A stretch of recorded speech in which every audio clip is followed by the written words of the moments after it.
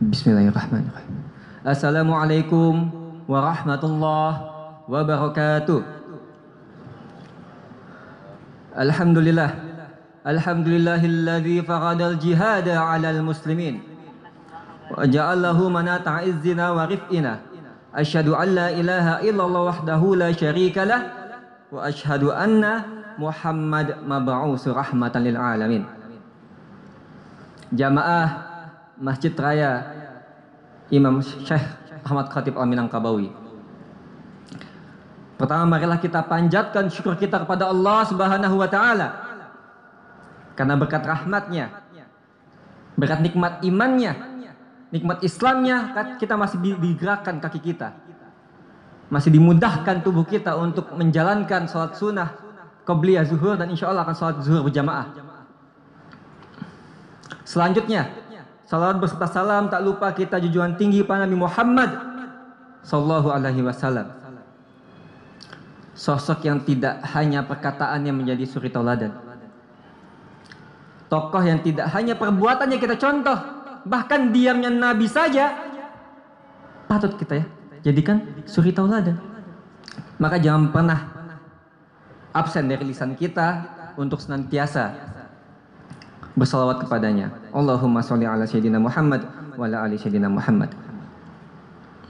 Jamaah Masjid Raya Sumber rahimakumullah. Pernahkah kita merenung, bertanya kepada diri kita, apakah nikmat-nikmat dunia yang telah kita rasakan, apakah keindahan kehidupan yang telah kita jalani akan membawa kita kepada surganya Allah Subhanahu wa taala? Akankah rumah kita, jabatan kita, pekerjaan kita, keluarga kita, anak istri kita membawa kita kepada bertemu Allah di akhirat kelak? Allah Subhanahu wa taala berfirman, "Wa mal hayatud dunya illa la'ibu walah. Wa ladarul akhiratu khairul lil ladzina yattaqun afala ta'qilun." Sesungguhnya dunia ini hanyalah senda gurau belaka. Dunia yang kita jalani adalah permainan belaka. Dan negeri akhirat adalah yang terbaik bagi kita. Afala ta'qilun, apa kau tidak berpikir? Jadi Allah meminta kita untuk senantiasa berpikir, merenung, mempertanyakan diri kita. Apakah segala hal ini hanya akan menjadi hal yang sia-sia atau bisa menjadi pemberat timbangan kita di akhirat kelak? Maka Nabi Muhammad sallallahu alaihi wasallam bersabda, "Man yuridallahu bihi khairan yufaqihu fiddin." Barang siapa yang diinginkan Allah sebuah kebaikan. Jadi ketika kita Allah takdirkan mendapatkan kebaikan,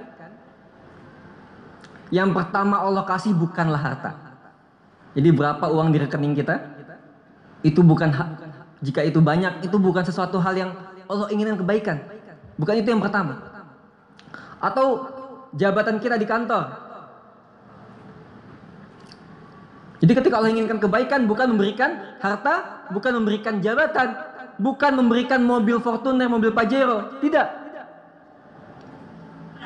Hal pertama yang akan Allah berikan jika Allah menginginkan kebaikan kepada seorang hamba adalah yufaqihu fiddin. Allah akan memahamkan kita dengan agama kita. Jadi ketika kita dimudahkan langkah kita mendengar ceramah ustadz, disemangatkan diri kita untuk mengikuti majelis-majelis taklim. Ketika ba'da maghrib masjid dekat rumah kita mengadakan majelis taklim, kita semangat ikutinnya. Atau bahkan kita mengikuti kelas-kelas intensif, baik itu kelas bahasa Arab, kelas fikih, kelas akidah dan sebagainya, yang kita pelajari dari para guru kita, ulama-ulama kita, itu mungkin pertanda dari Allah. Allah menginginkan kebaikan untuk kita. Allah menginginkan kita menjadi hambanya masuk surga. Apalagi Nabi juga pernah bersabda, talabul ilmi fardatun ala kulil muslimin. Menuntut ilmu itu wajib bagi setiap muslim. Setiap muslim, baik itu tua maupun muda, wanita maupun laki-laki. Kewajiban. Jadi agar dunia kita tidak hanya permainan belaka, sia-sia belaka. Pertama kita terus belajar. Terutama belajar tentang ilmu Quran, ilmu Allah, ilmu agama Islam. Kita pelajari agama kita. Khairukum man ta'allama al-Quran wa 'allama. Yang terbaik di antara kalian adalah yang mengajarkan Quran dan yang belajar Quran dan mengajarkannya. Terus belajar. Tentunya belajar saja tidak cukup. Kita juga harus senantiasa mengamalkannya. Mengamalkannya. Kita sudah belajar tentang wajibnya sholat. Kita jalankan sholat 5 waktu. Kita belajar tentang sunnahnya bersedekah, kita sedekah. Kemarin kita di bulan Ramadan, kita belajar wajibnya bulan Ramadan, puasa bulan Ramadan, kita berpuasa. Terus kita belajar bahwa menggibah orang adalah haram, dosa, kita jauhi gibah. Kita juga belajar bagaimana jika seandainya menzolimi orang adalah perbuatan yang salah, kita jauhi perbuatan menzolimi orang. Belajar dan mengamalkannya.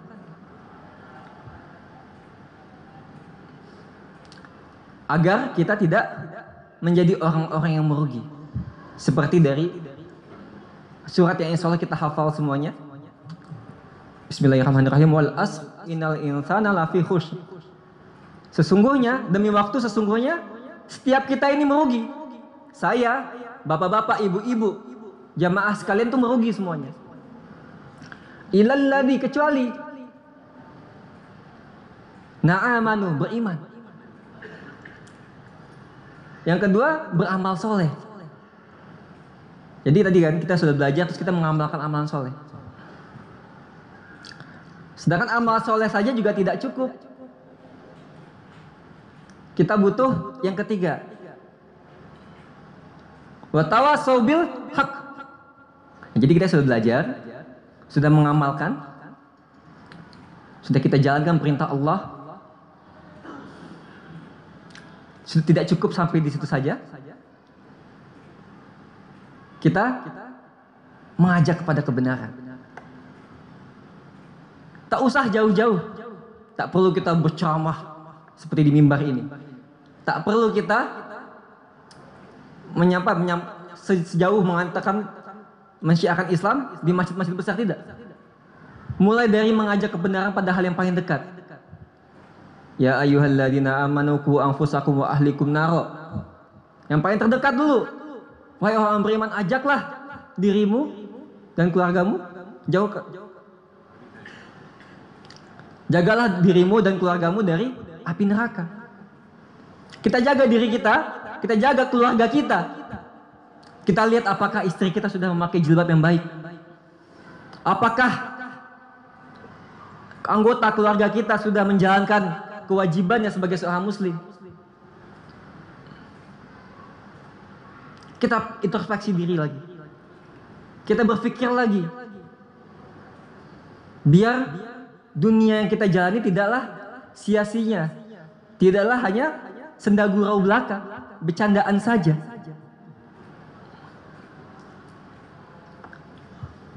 Dan terakhir di surat Al-Asr tadi,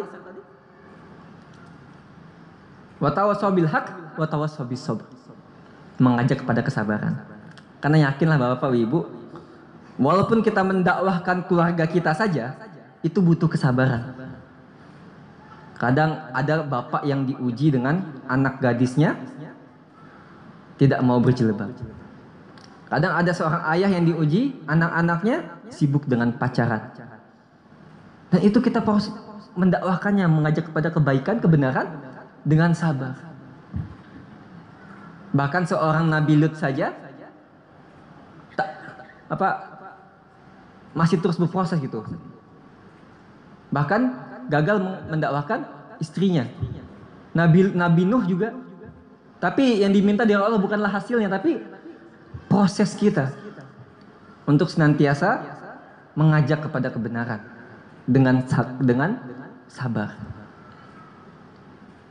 Begitulah jamaah Masjid Raya Sumbar rahimakumullah. Agar dunia kita tidak menjadi kesia-siaan, agar dunia kita tidak menjadi bercandaan saja gitu, atau bahkan dunia kita malah menjadi pembawa kita ke api neraka. Pertama, kita terus belajar. Kedua, kita tingkatkan keimanan kita. Ketiga, kita amalkan ilmu yang telah kita pelajari. Yang keempat, kita ajak keluarga-keluarga kita, teman-teman kita, saudara-saudara kita kepada kebenaran. Dan yang terakhir, kita ajak dengan kesabaran. Semoga segala usaha kita, segala proses kita, dan segala perjuangan kita Allah nilai dengan sebuah keberuntungan yang besar, sehingga kita tidak masuk ke dalam orang-orang yang merugi di ayat kedua surat Al-Asr tersebut. Itu saja, jika ada salah kata mohon maaf. Wallahu muwaffiq ila aqwamit thoriq. Assalamualaikum warahmatullahi wabarakatuh. Allahu akbar, Allahu akbar. Asyhadu an la ilaha illallah. Asyhadu anna Muhammadar Rasulullah. Hayya 'alas salati, hayya 'alal falah. Qad qamatis salatu, qad qamatis salah. Allahu akbar, Allahu akbar. La